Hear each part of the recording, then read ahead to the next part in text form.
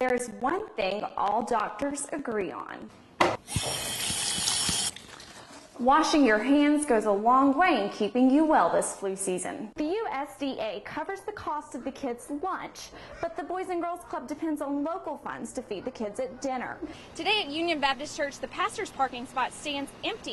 The Reverend Hassan Fields is sitting in a jail cell today. There are almost 1,000 miles of shoreline that the Corps needs your help in keeping clean. Crossing intersections like this can be tricky. I have to look in 3 different directions before crossing the street. Good afternoon and welcome to this week's edition of the Rockbridge Report. I'm Laura Sanders. And I? Results from a national citizen survey reveal 85% of Lexington residents find their quality of life to be good or excellent. But when bad weather hits, a road closes, or crime strikes, Rockbridge County connects to you. The text message and email alert system is the first of its kind for municipalities in the area. This is just one more tool. This is not the end-all or cure-all for notifying people. But in the age of the digital connection, officials hope it will be the fastest way of getting the word out when there's an emergency. I check my emails religiously, and I do work on my computer. But I also have my cell phone with me 24/7. Martha Ackerley lives in Lexington and says she feels safer with the new alert system in place. An incident could happen downtown.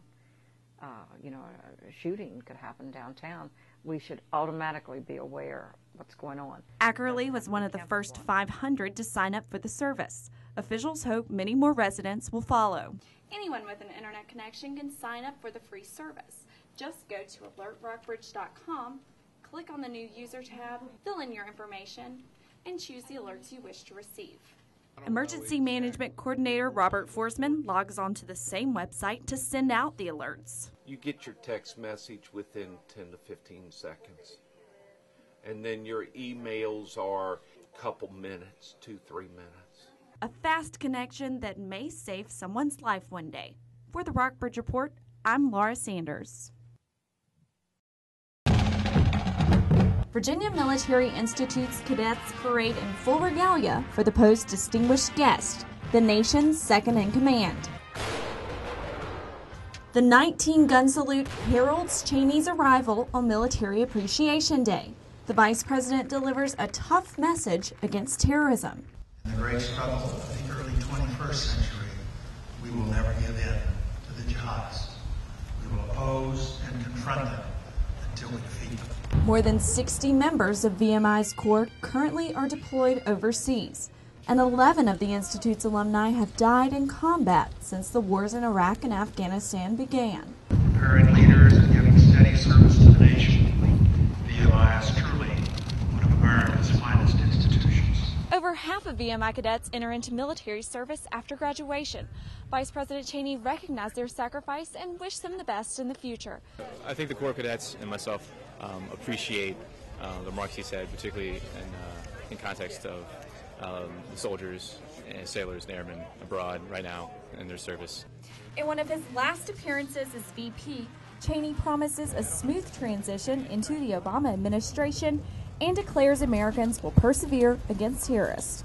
For the Rockbridge Report, I'm Laura Sanders. This is Richard. Richard usually pulls carriages packed with tourists through the streets of Charleston, but he also helps pull these kids through tough times. He loves these kids. He'll pick up their feet for them. I've seen him come right up to them and nuzzle them. He's just a really good, sweet animal. This gentle giant is part of a therapy program at Wynwood Farm, a home for boys dealing with life struggles.